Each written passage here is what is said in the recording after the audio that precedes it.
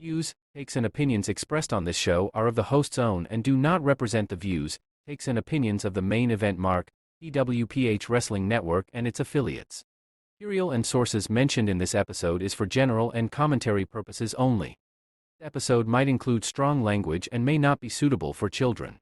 Listener discretion is advised. Stay safe and stay wrestle everyone. Welcome to the Main Event Mark. Hello! Welcome to yet another episode of the Main Event Mark Podcast. And today is Saturday, and you know what that means. We are going to talk about a lot of things here on this show. Next week, syempre January na nga pala, 2025, we are going to have our annual Bash Awards. But that's for next week na siguro. Kasi I really have to wait first for AEW's World's End to happen. Kasi 2 episodes ulit tayo. By the way, my name is Angelo Penera. Thank you very much for listening and watching to this show on Spotify, Apple Podcasts, and the rest of the podcast platforms. So, we're going to continue our fully loaded series kasi gusto kong magpasada ng mga shows ng WWE on this episode. Pasensya na guys kasi di ako nakagawa ng mga WWE reviews recently kasi wala naman ako ganong maninitpick about the WWE programming. I just wanted to watch, enjoy, and feel. Ayusin ko na yung pwesto ko. How the booking is going on right now with the WWE. And I would say Triple H is actually doing a really good job on booking all of the shows as we speak. At least, no? At least honest ako dito. May criticism naman ako about WWE in some aspects of their booking. But hindi ko masabing ang pangit talaga ng WWE product. No? As a whole, hindi ko masabi. Kasi WWE is doing a really good job on building all of their content, all of their shows, especially Raw on Netflix, except in the Philippines. Pero I think WWE is doing a really good job on building the shows. And the next week's episode of Raw, malapit na rin yon. And then yung episode 10 ng SmackDown na first 3-hour show na SmackDown sa USA. So that was really good, no? So pasadahan nga natin yung mga ilang show that I think I missed a lot. So bago tayo magkaroon lang ng Bash Awards, siguro para makapag-review ako ng mas maayos at mas accurate, no? So, first and foremost, thank you very much for everyone who is listening and supporting to the Main Event Mark Podcast. You're still listening to the Fully Loaded series. This will be the final one of our Fully Loaded series. And then, later on, I'm just going to release a separate episode for AEW. And then, I'll talk about AEW's World's End predictions. At siguro mag-time travel na rin tayo. Same day. I'm just going to release my thoughts on World's End. So, before we start the show, pag-usapan din natin yung mga bits of news from the Netflix that I shared a few days ago. Gusto ko i-acknowledge si Abby Dainsing. Binom niya yung post ko. Binom niya yung post ko a few days ago about the Netflix deal na alam naman natin na hindi siya mapapasama sa Philippines. Hindi siya kasama sa lineup na magkakaroon ng WWE on Netflix, at least for now. So, we will discuss that also on the top of the hour of the show today. And then, siguro, gawin na lang natin yung thoughts ko also on the WWE programming that I missed a lot. No? So, Yun, follow the podcast, all of the social media platforms at Main Event Mark PW. And then, paki-join na rin kayo sa ating PWPH Prelude. Our Prelude is still until December 31st. And then, afterwards, and we are now going to reveal our top picks for the PWPH Awards nominees for 2024. And then, we are also sharing our thoughts for Bash Awards, syempre. Bash Awards next week yan here on the show. Kakaroon tayo ng tier list kagaya ng ginawa ko last year. And then, yung aking full category. So, diba yung manlalo ng mga bawat awards.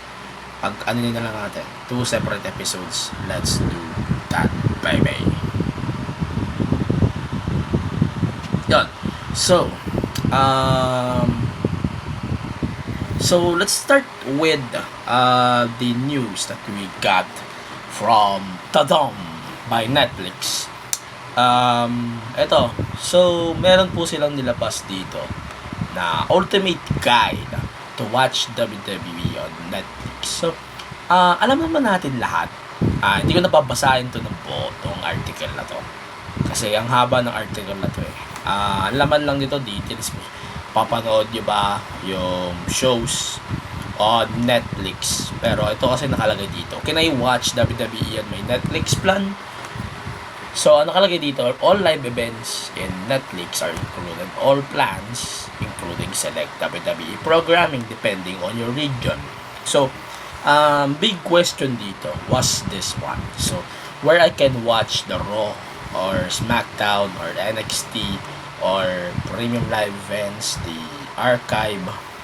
So, pinost natin sa Main Event Facebook, specifically lang, Facebook lang, that beginning on June or January 6, Netflix will be the exclusive home of Raw in the United States and territories, including American Samoa, Guam, Marshall Islands, Micronesia, Mariana Islands, Palau, Puerto Rico, and the Virgin Islands. Also, WWE Universe can watch Raw on January 6, 7 in some countries, in Argentina, Australia, Brazil, Canada, Chile, Colombia, Czech Republic, Denmark, Ecuador, Egypt, Finland, Greece, Hong Kong, Hungary, Indonesia, Israel, Kuwait, Malaysia, Mexico, which is formerly occupied by Fox, by the way, Netherlands, New Zealand, Norway, Peru, Poland, Portugal, Romania, Saudi Arabia, Singapore, Slovakia, tama ba? Spain, Sweden, Taiwan, Thailand, Turkey, Ukraine, UK. Additional countries will be added over time, and all countries listed above outside the United States will be able to watch Raw, SmackDown, NXT, PLEs, and select archive programming. So, that's it. So, like what we mentioned, so, obviously, lahat ng mga nasa Netflix US, hindi na lang papanood lahat yon. Ang papanood lang nila, basically, ay Raw lang. Nakalagay dito, more countries will be added in 2026 and beyond, and PLEs are available with your Netflix subscription. So, January 2025 was mentioned by Netflix that they are going to roll out select archive on service. WWE archive content will be available for viewing in the States, while additional archive will be available listed above.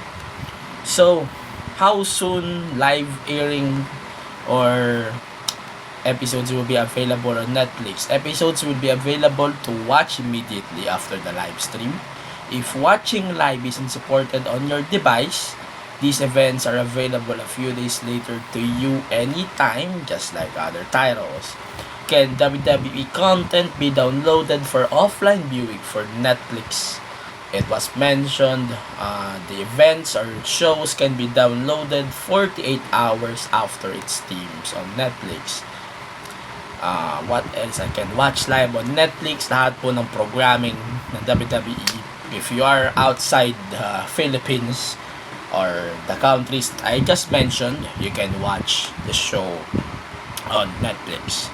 So, in the Philippines, we have an active broadcasting rights with Tap DMV. They are Chronologate also that owns Tap DMV, Tap Sports, and also Blast TV. They also have a airing on Free TV sa Blast Sports. And then, they are also the owners of the Ovation Productions. So, yun yung ano natin. So, my thoughts about that, hindi naman ako na-surprise kasi ilang beses na natin itong dinidiscuss sa show ko. And, ilang beses na rin natin yung pinag-i-explain in several occasions. Mapa PWPH man yan, mapa Netflix man yan, mapa dito man yan. If you are listening right now on my show, again, ang gusto ko lang nung iparating, we're telling facts, no? I know na hindi ako yung pinaka-credible dito, but we are sourcing from the source. So, kung hindi galing sa bibig ko, sisihin niyo yung source. Simple lang, di ba? Kasi kung magsusource lang tayo ng balita sa basta-bastang source, para na rin akong hipokrito. Para na rin akong naging hypocrite. Sa madaling salita. So, I hope some people in this social space can understand that not everything evolves around you. Hindi lahat ng sinasabi ninyo ay totoo. At it might be the biggest thing that we have to tell is to tell the truth. Nagkamali na naman ako. Pero yun nga eh. We have to tell the truth. So therefore, we can explain to the people what we have to tell to them. Otherwise, pag tayo ay nagtakip ng totoo, para na rin tayo nagsisinungaling sa sarili natin. So, we have to tell you the truth here as we are speaking. The WWE programming on Netflix is not available in the Philippines. Simple as that. Mamaya, mag-expect pa kayo ng January, mag-iyakan pa kayo sa akin, you are going to blame me. If naging available siya by January 5, then favorable yun. Kasi magsusubscribe kami for Squid Game, also for, sino pa yun? Sabrina Carpenter. Tsaka manonood din ako ng ibang content on Netflix. That's win-win pa din. Bonus na lang ang WWE. May VPN ako. I can watch. O still, we can still watch on Blast TV or Tap Sports. In India, binalita ko na to nung previous episode ko. Pero, India is now on a transition period para po mabigay na sa Netflix at paintindi na sa mga viewers and streamers nila sa Sony Live at Sony Sports Network that hindi na po nila ipapaabot ng April yung rights ng WWE. So, bago mag-WrestleMania, April 2024, nasa exclusive na po ng Netflix yung rights ng WWE sa India. This might happen also in our shores. We could not tell other details other than what we see as we speak. The WWE Network is active. So, totoo nga, parang mas gusto ko pa nga manood sa WWE Network at gusto ko pa nga maritin to eh. Kasi, pag paniniwalaan natin yung mga lumabas na balita about the network, na konti lang daw ang madadala sa Netflix, na basically WWE product lang, and there will be no option to watch WCW, ECW, the golden days of WWE. Ano parang unfair. And para ding ang odd na part naman to ng archive nyo. So, why we don't have to release this shit? No?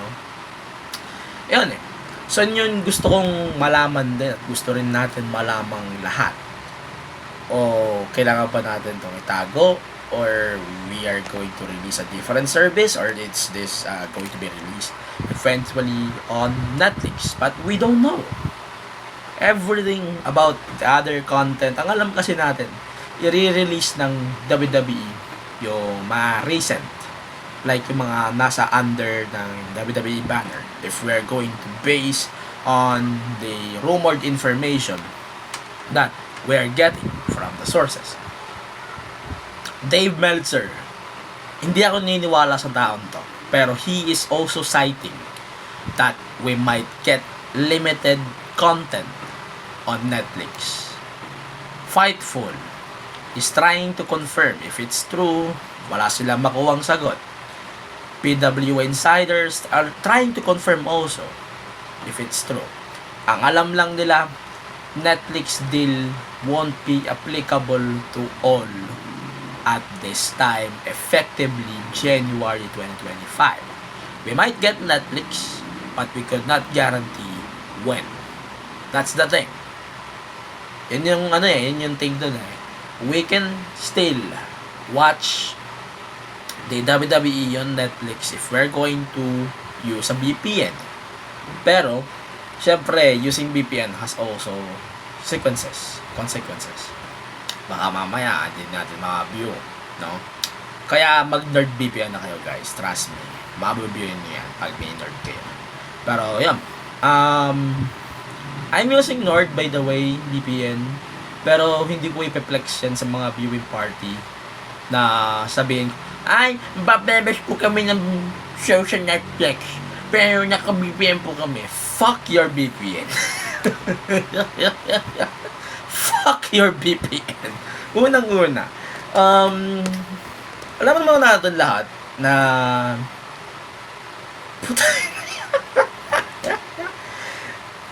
ayoko sanang mag-rant dito. Utang na loob. Pero, guys, nakikiusap na ako. Kung mag-VPN na kayo just to watch WWE and Netflix, if you want the full experience, just subscribe to the WWE Network. Promise. Sobrang ganda po ng content ng WWE Network.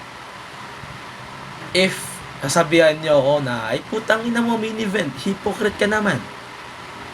Bakit mo gustong sabihan na mag-subscribe na lang sa WWE Network instead of Netflix? Remember, Netflix has limited content. Malalaman pa rin naman natin on January 6 if everything will be true. Or the WWE Network that has all. Diba? Tell me when I'm telling lies. Pero going back, may excite pa ako with Netflix. Actually, napanood ko yung NFL noong Pasko. I would say, depende rin talaga kung sino yung nagpo-production at nag-feed ng content. Kaya, ganun siguro ka sagwa nung kina Logan Paul, or kina Jake Paul, tsaka kay Mike Tyson. Then, nung NFL kasi, ang ganda ng feed nila Even Netflix, kinaya nila yung feed. So, wala akong issue. Siguro, nandun lang din talaga sa feed ni Netflix sa sino mang Jabronin production ang naggawa ng boxing nila Mike Tyson. Pero yon, at least we got a better content and we can get a better shit come January 6. And if magsasubscribe tayo ng Netflix, we can get an assurance that everything will be fine. Diba? At least may assurance na tayo doon na this content will be fine, this content will work, and this content will be goods for everyone who is watching this content.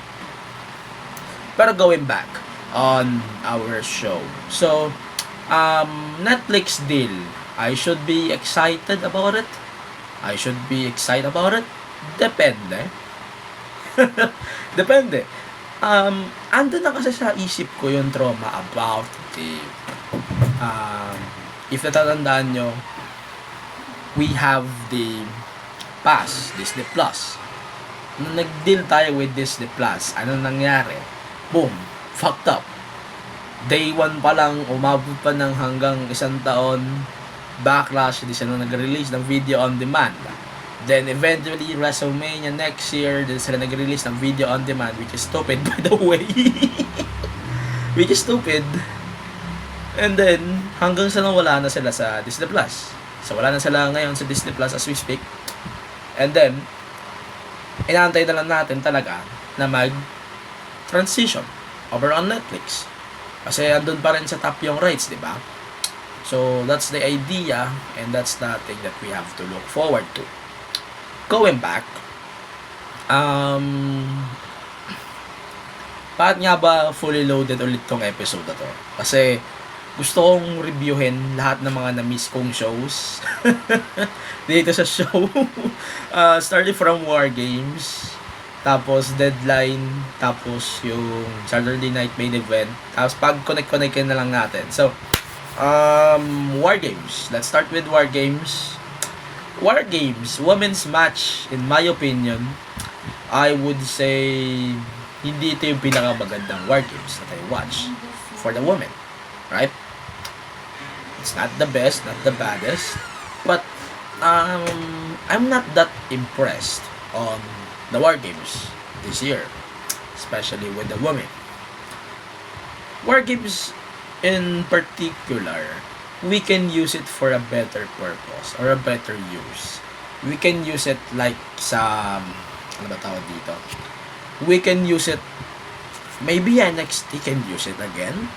Maybe we could say isa lang na War Games match ang gawin natin, then 5-on-5 na lang sa women. Then parang nag-connect the dots na lang yung story about Jade or whoever attacked Jade. Then yun, parang nag-connect na yung dots dito di ba? Then yun, Team Rhea defeated Team Liv. Pero this might be the worst women's War Games that I'm seeing here. Parang ang cliche na nung iba. Tapos yung kay Io, I love you Sky, pero her thing is just cliched. And parang nagsasawa na rin ako doon. I would say here, nagsasawa na rin ako with Rhea and Liv firing for the belt, and then we're getting it again on Netflix premiere, which is I'm kinda disappointed kasi umaasa ka na natapos na siya nung Blood, di ba? Pero okay. Pero hindi siya easy match, you say about that. Pero it doesn't really matter. The match was terrible. Not the best match for the women's War Games for me. Even the Mandy Rose War Games in 2021 is easily better than this. Promise. Then, Nakamura, LA Knight. I think Nakamura deserves it. It's time also for him to become champion. And his character so far as parang sinister character, I think he's doing a really good job on that. So that's good. Then, Braun versus Sheamus versus Ludwig. I think the match here was really good kasi para siyang walang tapon na match.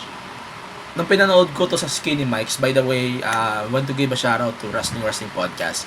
Thank you din sa pag-organize also ng War Games Beauty Party last month. So, yan. This match was a really good match. Awesome match. Sobrang epic. Hindi siya tumigil. And sobrang nagwawala ako when I watch it sa Skinny Mics. So, women's match, parang wala lang talaga akong nararamdaman. Nung kina Braun at Nakamura, I think I was the only one who is rooting for LA Knight. Pero I think it makes sense that Nakamura won. Yun. So, the Braun Breaker IC title match, I think it's time then for him to be the face of Raw and also going forward kaso na-drop na rin yung bet. Di pa naman niya na-drop, which is good. Then, we have the heavyweight title, Gunther versus Damian Priest. I like this match over the other matches. However, I don't like the idea that we are still connecting Balor and Judgment Day in this story. I know Gunther is turning face slowly, pero it's like dumb shit, man. Parang naulit lang yung SummerSlam. We got the pointless SummerSlam thing. Nawala na sa sense yung SummerSlam match nila. Just like that. Just because of that. Then we got the main event,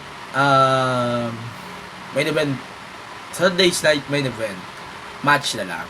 I think that should be the end for Balor. That's it. That should be end also for Damian. Gunther should look for new challengers going forward. Yun. That's the case. Then, War Games. It's time for War Games.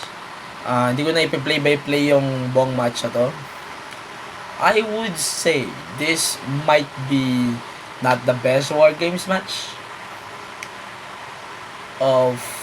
since it was brought to the main roster. But the story is amazing. Top notch, I would say. They did a really good job building this match well compared to the women. And I think Jacob Fatu definitely slayed everyone in that match. And it's amazing to say. And then yung Punk Reigns thing that we got teased on this show, it was amazing, man. It was amazing. And then we got everyone fucking up Solo. That was really good. Okay, so then Sami and Punk Sami and Punk are getting along, but not Roman Reigns, because Roman Reigns doesn't care about him. But lately nag-shake hands naman sila, and then dun sa stage at down sa ramp nag-taunt sila. That's it. Walang turn dito, and everyone is acknowledging Roman Reigns. That's it. Pero overall, I would say I enjoyed the show. I'm watching it live with the fans at Skinny Mike's. By the way, I miss the Skinny Mike's, the original Skinny Mike's. Before lang tayo magpatuloy, lilipat na sila sa harap sa W5th starting January. We will share more details of that, or we will share more details about that if meron tayong information. And I hope I could watch pa din sa Skinny Mike's pag tayo mag-set ng sarili natin mga viewing party going forward with the PWN. Pero yun, I enjoyed the event personally. In my honest opinion, War Games was amazing. Gising na gising ako dahil sa kape ko at sa buwisit ko nung araw na yun. Yung hotel ko kasing tinulugan that day, di ako nakatulog. As in, di ako nakatulog ng ayos. Shoutout din kay Chan Anastasio. I think he recommended me to drink a coffee sa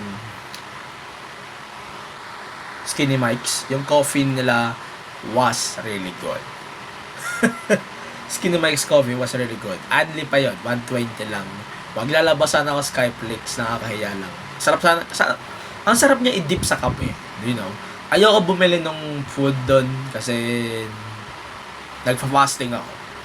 Kumain na lang ako sa bahay ng siguro madami rin ako kinain. After ko kasing matulog sa hotel, di na ako kumain. Busog pa ako eh. So, hindi ko na gano'ng kinain. Hindi na rin ako gano'ng kumain. So, that's good. So, yun nga, Skinny Mike's is moving out of their location sa present location nila. They are moving at W5th. We will share more details about that once we have it. Yun. So, yun nga, War Games, going back. War Games was really good. Merong lows pa din, syempre. Yung may mga, ano ba tawag dito? Yung moments that might be the worst since they brought it to the main roster. I really like War Games on the main roster, but I hope this type of match would be same as what Triple H thinks about TLC, about ladder matches, about Hell in a Cell. I hope he could bring this type of matches, War Games, in a specific event, just like what they did on Punk. No Bad Blood, di ba? Ginawa nyo, di ba? Parang ina na lang nila, pinasok lang nila as a final bidder for a match or for a feud. Ayun, mas okay yun. Then, ano pa ba? I think that's it. Bigay ko na lang yung aking mga thoughts and yung mas mahaba kong detail of review pagdating na ng Bash Awards tier list episode. So, go na tayo sa main event. Saturday night's main event na agad tayo. Mamaya tayo mag-deadline. So, kagaya ng sabi natin, meron tayong 4 SNMEs. Ito yung pauna with NBC. So, puro commercials ito. I really love also the idea of Jesse Ventura joining the team. And then, ito, alam naman natin lahat na special ito. Luckily for most of us, we're able to watch it on YouTube, sa WWE YouTube channel. Ayun, so that's the case. SNME, so Jesse Ventura is back. So, parang sinabi niya si Jesse, he is honest na hindi na siya nanonood ng WWE, so that's good. And he was able to catch up also. And I also love the idea of Pat McAfee slowly returning to the table. Pero sana nag 3-way na lang sila, threesome. Like, sinalisan nila dyan si Joe Tessitore. Pero I think Joe Tessitore joining Jesse Ventura, just like the old days na parang may old guy din, tas may present guy din doon. It makes sense. Pero ang ganda kasi ng boses ni Joe Tessitore as one na dapat mag-lead commentary with Michael Cole. Right? That's it. So, Drew versus Sami Zayn. I think that was okay. That was really okay. Drew is just on a rampage. And I think that convincing lang talaga yung panalo dito. So it makes sense. That was amazing. Right? So important din yung win niya. So yun lang yun. Then we got reminded that WWE is coming to Netflix January 6. Then we got Liv versus Io Sky. Liv versus Io Sky was okay. Okay lang. I would say okay lang. That was short, obviously, because TV. Tapos, decisive din siya. It's a different win for Liv. Wala siyang dom, wala rin kahit sino. It's a decisive win siya for someone like Liv Morgan, a coward here. So, it works. Then, Rhea Ripley appeared. Then, she challenged her for a match. The match is set for January 6 on Netflix. And it's a last woman standing match. So, promise guys, this should be the last thing or the last match that we have to look here. And I don't want to see that match again after that. And Rhea is winning for sure. Okay. So, Damian Priest, Gunther, and Finn Balor like what I said earlier, I don't think it makes sense. Kasi Balor, sobrang random ng win niya dito. Also noticeable guys, he has still the belt here but he dropped it together with JD McDonough to Viking Raiders, which is good. Then we have Damian Priest. Damian Priest definitely one of the most improved wrestlers in 2024, and I think kumpara nung 2022, 2021 run niya, I think he's definitely improved for sure. So yan, the match na to, I would say that was fun.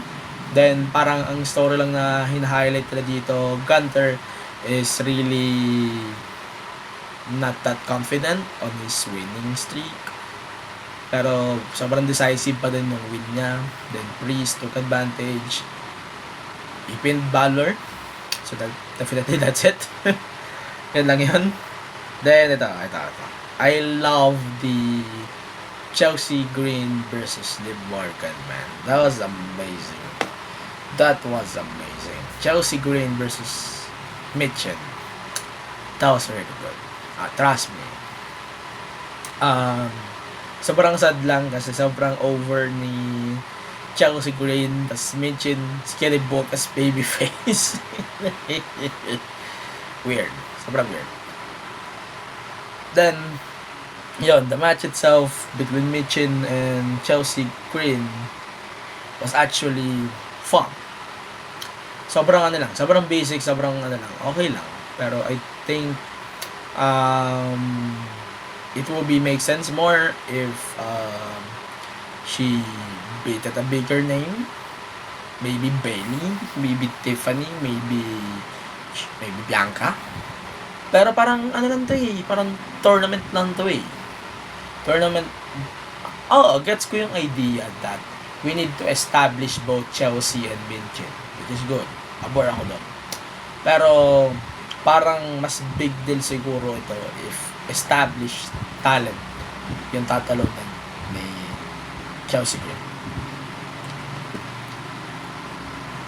Tapos ang strong parang character na to ni Chelsea Green, which is really good. Sobrang pabor. No? Then, yun lang yun. Main event, it's time. Cody versus KO. I think the match was really good. He got the Eagle WWE title na ginamit nila nung, I think this was before the Attitude Era. Then KO assaulted Cody afterwards. Tapos bataw dito. Pagkatapos ng match na yon, parang he pile-drived him to the ring.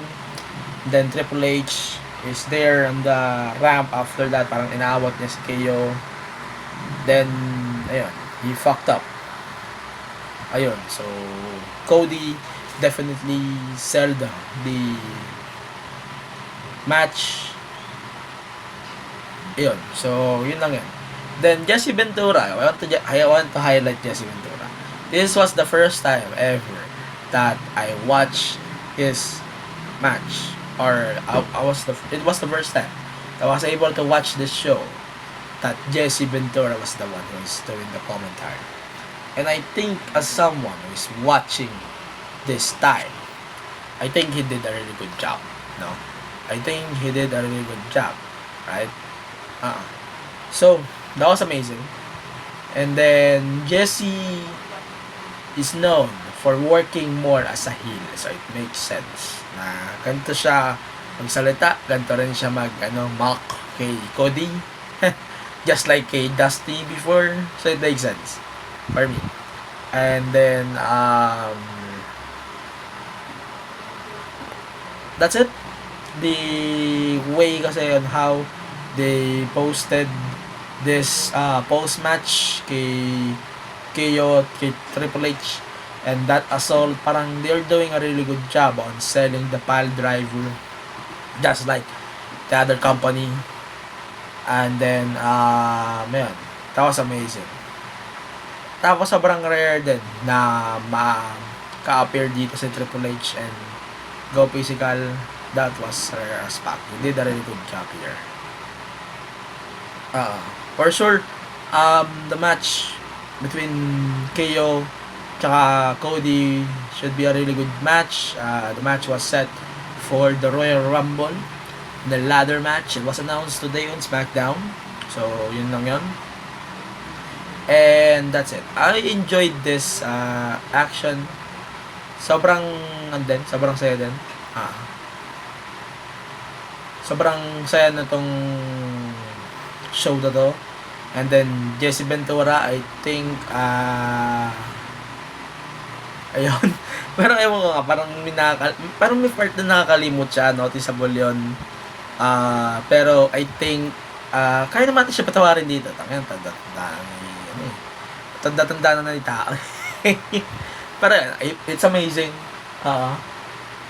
It's amazing. And then I really love Jesse pa din, regardless. He did a really good job there. So, deadline tayo. Let's talk about WWE deadline. So, WWE deadline, they announced and medyo highlight ito that Ava said that Eddie Thorpe will no longer part of the match. And then there's an Iron Survivor Challenge match which was won by men's muna. Men's was won by Obafemi, the replacement. And then it explained later sa WWE TV, NXT TV, that Eddie Thorpe did that para lang hindi na siya mag-compete 25 minutes. Genius. That was genius as fuck. That was genius, man. I really love the plot twist there.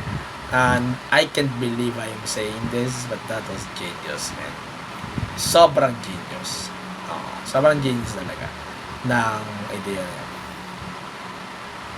Pero, ayun nga, kagaya ng sinasabi ko, kagaya nga ng sinabi ko previously, parang ang dinidiscuss kasi natin about the thing, about the stop of, ano tawag dito? I just love how things went out there on NXT. Sobrang kulit. That was fun as fuck. Okay, di ko nagagawin ng review na mahaba tong NXT Survivor Challenges. But this matches was really rare, which is really good. And I think in 25 minutes, I think napakita naman nila lahat ng kanilang potential. May highlight there was Javon, definitely. Javon Evans, he did a really good job on setting up everything there. And then Obafemi pinning two guys at the same time. Then that was amazing as well. Amazing. Then, yun yan. Tapos, si Jada Parker versus Lola Vice. This match is basically your Lola Vice underground match. I love Lola Vice. I love Jada Parker. Pero this type of matches will work on both of them really well. Sobrang competitive niya in such a way. That was really good. Also, si Lola Vice nanalo rin siya doon. So, kaya it makes sense. Tapos, undefeated pa siya sa underground matches. So, that was really good. Tapos, Parker, sobrang effective niya as a powerhouse. Sobrang big. Sobrang ganda niya as a threat. Pero, Lola Vice talaga to. It's amazing. This type of matches, sana magtuloy-tuloy pa to next year. And I hope we can see different ones. Or we can see different opponents. Aside from Lola Vice. I love Lola Vice, but I hope we can see a different one there. Nathan Frazer versus Nathan Frazer, Axiom, versus Miles Bourne and Tavian Knights of the NQCC.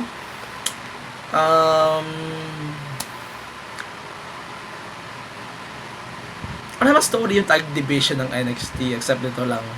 Pero I think parang nabibuwisit ako na hindi pa rin nila ma-pull yung trigger between Axiom and Nathan Frazer. Parang nalalabuan ako sa bakit nga ba nag-tease sila ng split tapos hindi pa din nila ma-trigger yung split. Nakakabwisit yung ganong ideya. Buwisit ako dun on the part that why we are getting fucking teased on these matches tapos wala rin palang sense. So that's bullshit. Then main event, one of the co-main events, Trick Williams, Ridge Holland.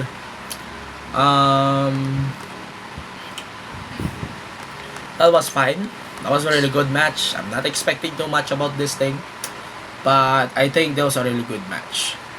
Not so special. Ridge is boring as fuck. Trick needs to go on the different wrestlers. Yung mga ka-level ni Ilya, Carmelo, I think Tony D, kaya niyang palagan tong si Trick. As yung mga nasa Iron Survivor, kahit isa sa kanila, kayang pumalag dyan. Kaya nga dito nag-main event. I'm glad this didn't main event. But regardless, main event, let's talk about the women's Iron Survivor Challenge. This is going to be Julia, Steph Bucker, Brent Sinclair, Saraya Soloruka. I'm sad about Soloruka on this whole match. I really love Soloruka. She's amazing. She's great. Brent Sinclair, sobrang genius niya, man. I can't believe she was able to survive this match. And that was a really good match also. Sobrang kulit. Sobrang ganda ng match na to. And I really love it.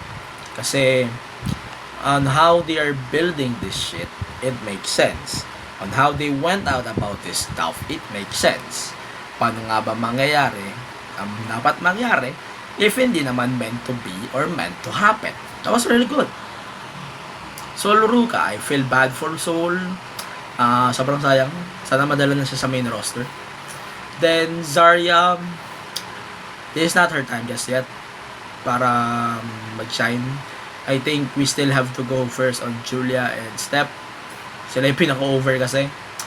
Then Steph Bucker, I think Steph did a really good job more over Julia. Julia is solid on her other matches, but this one not so much. So yun. Then ano ba? Sobrang, alam mo yun, sobrang ganda ng concept ng Iron Survivor Challenge. Sobrang unpredictable na kung isipin mo ng mabuti. And also, if you will think about replacing War Games on NXT in favor of this, it makes sense. I would love to see this too on the main roster. No? I would love also to see this on the main roster. Let's see what we can get also. Then, I think parang mas guaranteed tuloy that Julia might win over Roxanne sa New Year's Eve. Especially it was the first show on Netflix on NXT, some crown trees. And then it's time na rin for Julia to crowned as NXT Women's Champion. Yan lang yan. But overall, the show was really good. Daming ups and downs. And, ayun. Ito, kung i-rate ko yung mga shows na pinanood ko sa Skinny Mike's ang War Games, that should be at least 8. Pero pinanood ko ulit siya through the WWE Network.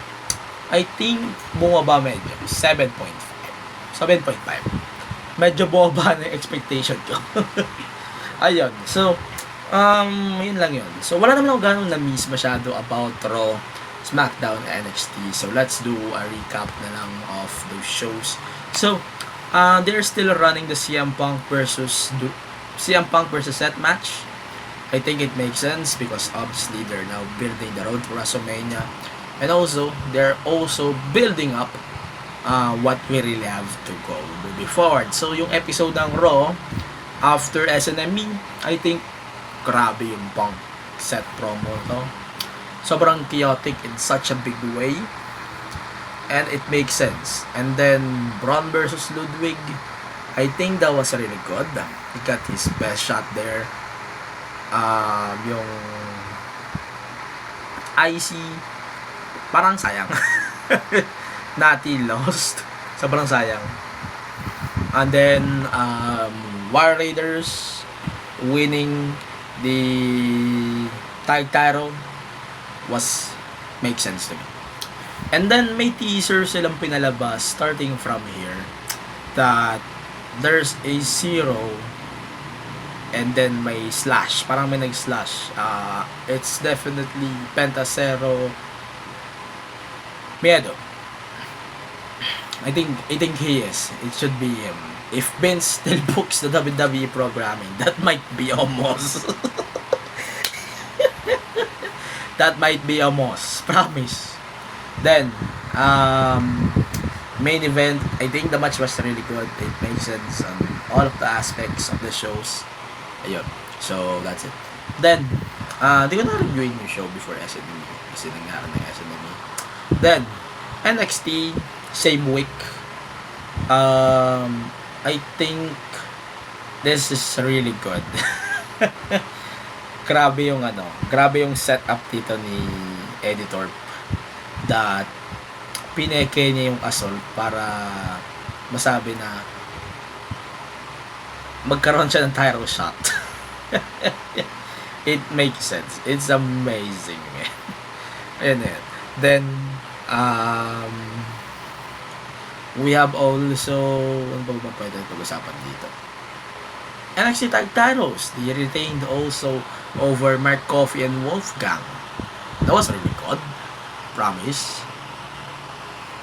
Then, Ethan Page versus Javon Evans.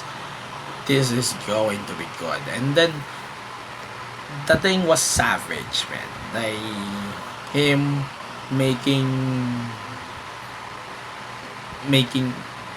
nalimutan ko yung pangalan. Javon Evans bleed. That was good. That was really good. Then, ano ba? Trick Williams versus Eddie Thorpe. Lumabas dito si Trick Williams or si That was unlabo. We got a double pinfall. This ended by a double pinfall. Sobrang labo. Then, parang nagbigay sila definitely ng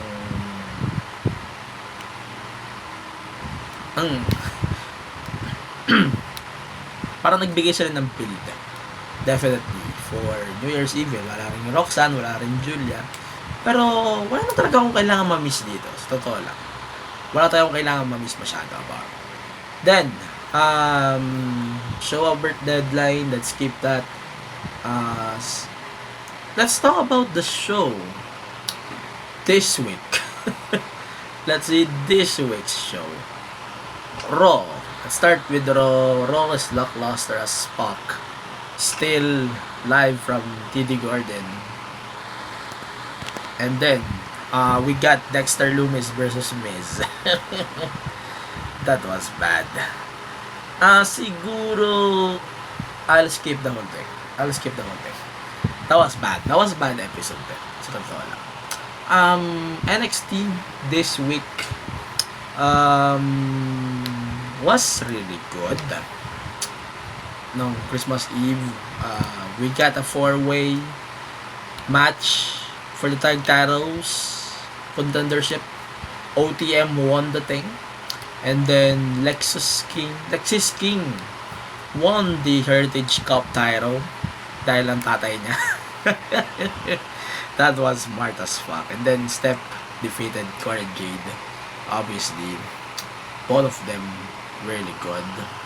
Amazing. Then, ano ba ba? Wala tayo kailangan masyadong mag-miss on this show. But, the NXT title picture definitely expanded with Eddie Thorpe joining the match. It's now a 3-way. We are protecting Trick Williams for sure on the pin. So, continue tayo with WWE Raw and SmackDown. So, SmackDown na lang pala. So, Raw is lackluster. SmackDown today was really good. The match between Bianca, Naomi, and Bayley versus Nia Jax, Tiffany, and Candice LeRae. I think they did a really good job building the whole match. Highlight nito was the attack on Jade Cargill, and also kailan nga ba mag-turn si Tiffany Stratton sa team nila na Jax. Yan yung inaabangan natin dito. That was really good. Then, nag-attempt dito si nag-attempt ng cash in dito sa Tiffany, pero pinigilan siya ni Candice LeRae. So, obviously, there are some dissolutions on both sides. Hindi ko na isasama yung match between Braun and Austin Theory. And then, di ko na rin sasama yung sa Profits and Angel and Berto. Parang ang highlight lang nila dito was the who attacked Street Profits, and it's obviously DIY. And then, we got the celebration between Chelsea Green's celebration. We got a KO type celebration. I really love it. Then, we also have this Carmelo Hayes versus Sami Zayn. This match was really good. Kaso nag-end on no contest with this band. Wala tayong masyadong kailangan ma-miss dito. We just got the announcement for the Royal Rumble between Aldis and within Aldis sa match that was going to be made official for the Royal Rumble between Cody and KO for the undisputed title. But overall, this week on WWE programming, wala man tayo kailangan ma-miss. Yan ang masasabi ko. So, parang nasamari ko lang din in 1 hour yung mga thoughts ko about 3 big shows in 1 month. In 1 hour. Parang, I tried my best to summarize that shows. And, I think it was worth it. Promise guys, after January, consistent na ulit tayo. After ito. So, for now, that's it for me. We're going to release a different episode for AEW programming. We will also predict World's End as it airs tomorrow at 9 a.m. on Thriller TV. So follow the show on social media platforms at Main Event Mark PW. Please support PWPH Wrestling Network on all of the social media platforms at PWPH Select. Follow me on social media at AG Penera, all social media platforms, and remember, as always, please vote on our PWPH Awards prelude for the upcoming PWPH Awards coming soon.